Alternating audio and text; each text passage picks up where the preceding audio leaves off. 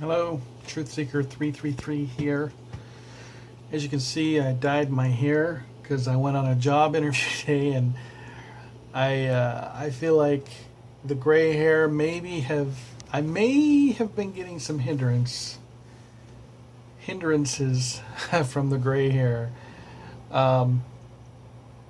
So I thought, why not give the hair a little dye? Got a haircut today, and just went out and got some hair dye, and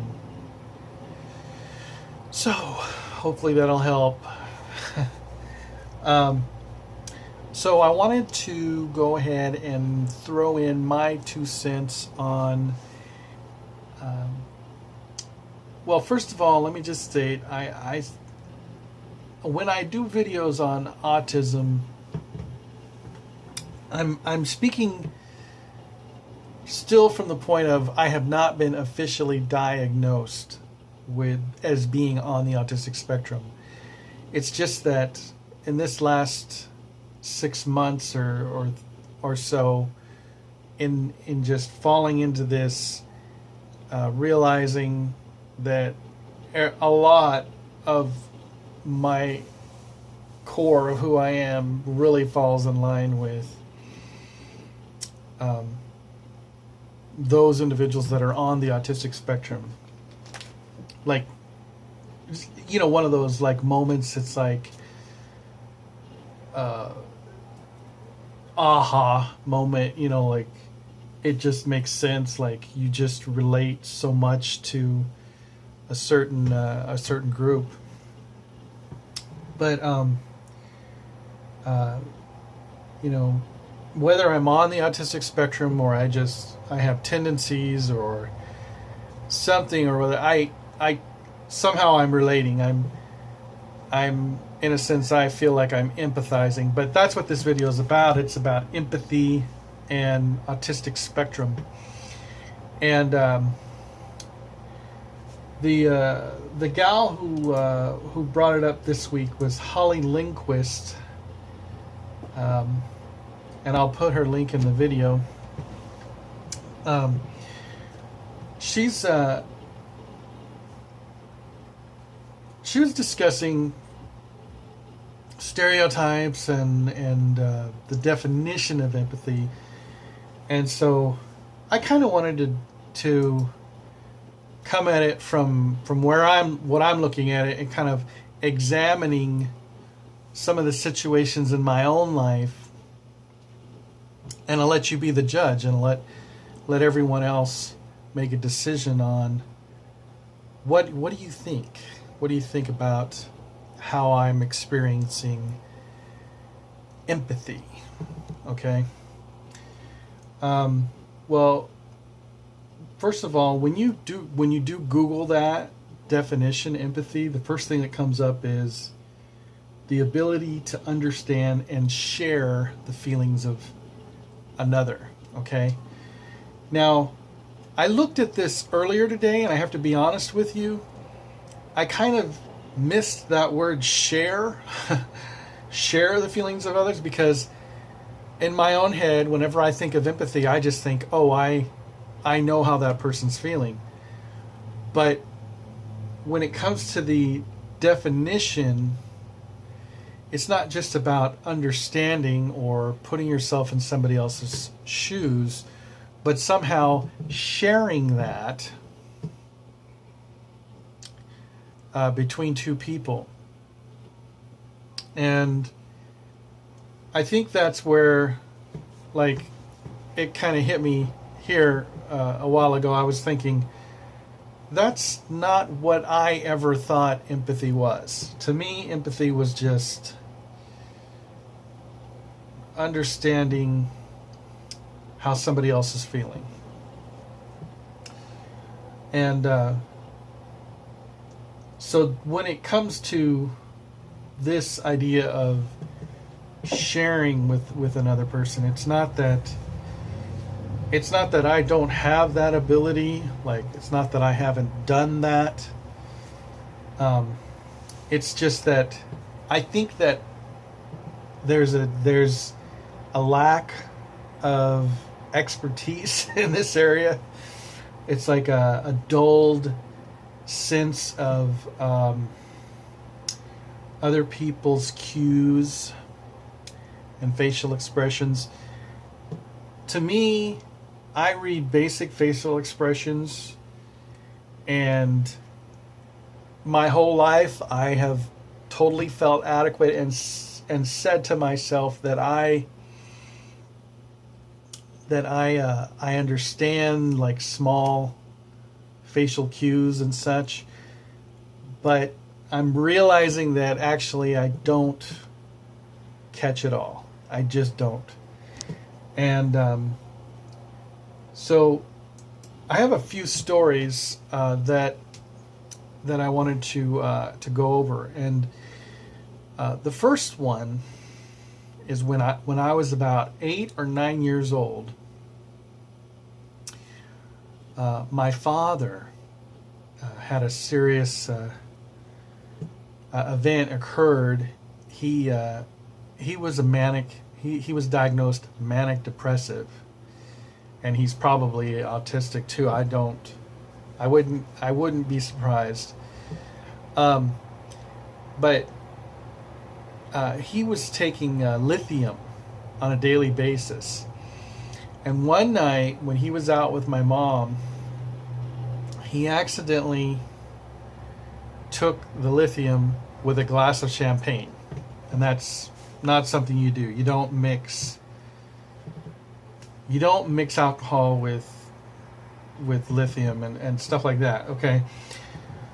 So he ended up in the hospital due to a major depressive crash, just like out of control, okay? And my mom and me and my brother were at home. We were left at home alone, when my dad was in the hospital. And my mom was crying. She was just crying. And my brother was younger than me, and he was just crying. And I was like 8, 9. I made a decision. I was like, this is too much. I'm not going to deal with this. I'm not going to... I can't... I don't have the... I don't want it to get... I put a wall up around myself. I was just like this. And it was like I just shut down. It was like I had that emotional shutdown. It was like, from what I have been reading, an autistic shutdown or burnout. And so my mom was like, Scott, why aren't you crying? Your brother's crying. I'm crying. We're sad. I know you're sad. Why don't you cry? You're like stone. What's wrong? You're like, your heart is a heart of stone. And it wasn't that I didn't hurt so much inside. It's just that I felt violated in a sense. I felt like I was being put upon to emote and to like give out this sadness. And I was like, I don't know. I don't know. I can't. I don't know. I just kept saying, I don't know. And, but I remember like the next night, it was like, I tried to put forth a little more like a little more toward the family circle around the table, with me, my brother, and my mom. And I drew like this little picture of like a sad face, And my mom was like, "Oh, that's beautiful,"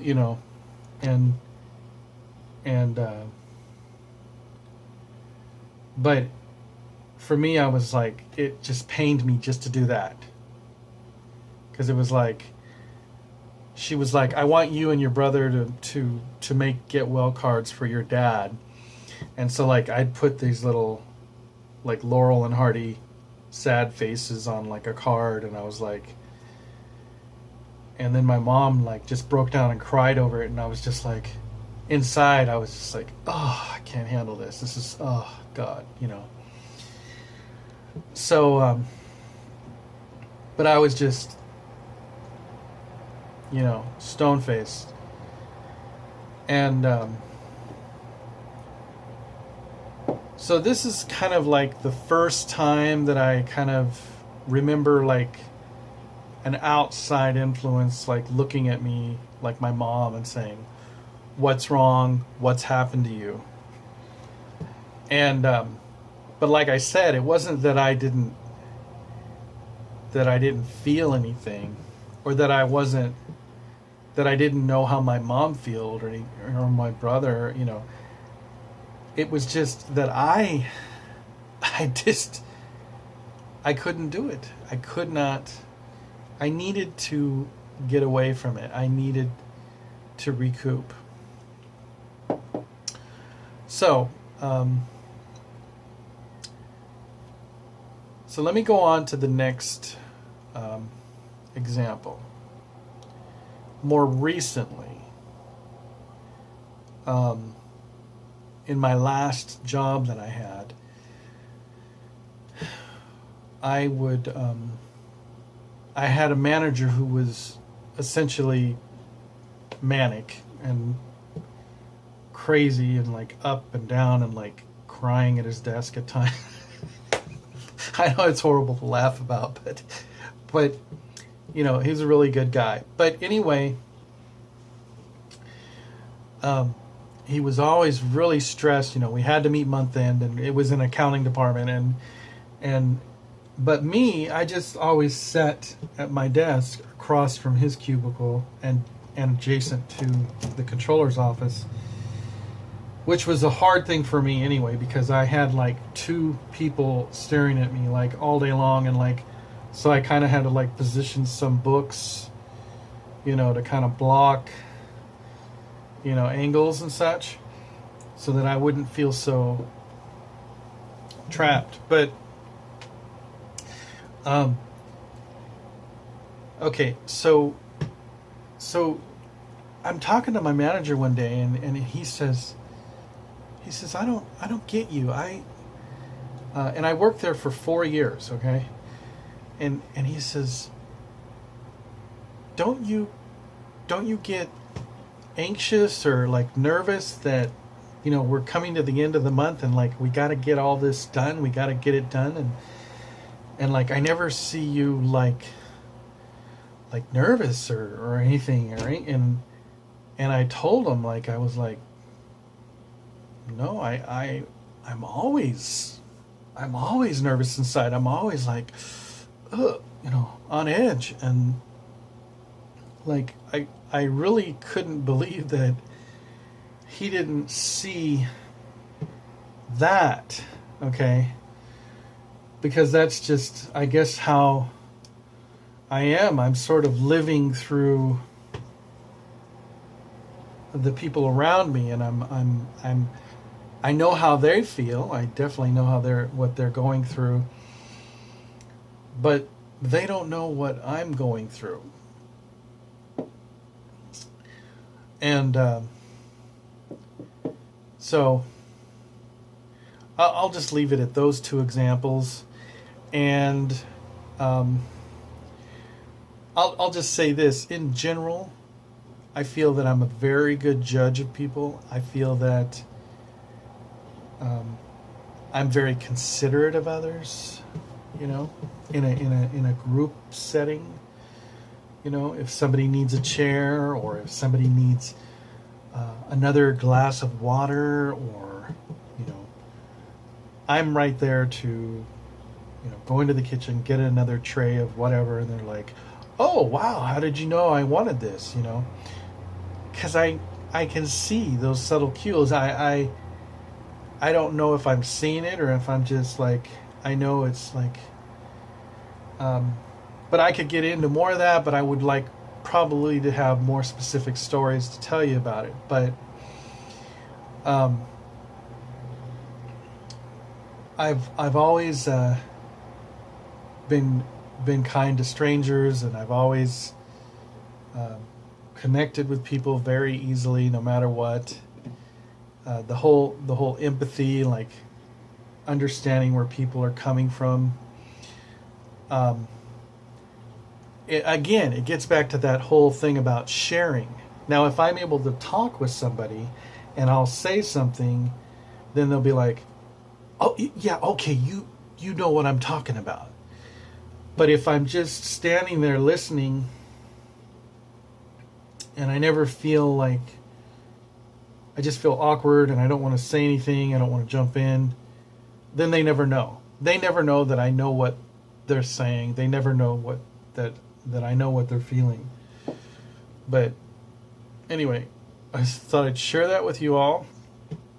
This is yet another reason why I believe that I'm on the autistic spectrum, and hopefully I can get a job soon, and I can get a psychologist who specializes in adult autistic spectrum, and I can get a proper diagnosis. But I don't know how long that's off. It could be like a year off or whatever, but I'm not going to sit here and wait around for those things. I'm going to continue to examine myself and share with you guys, and you tell me what you think. Anyway, God bless you all, and keep seeking truth.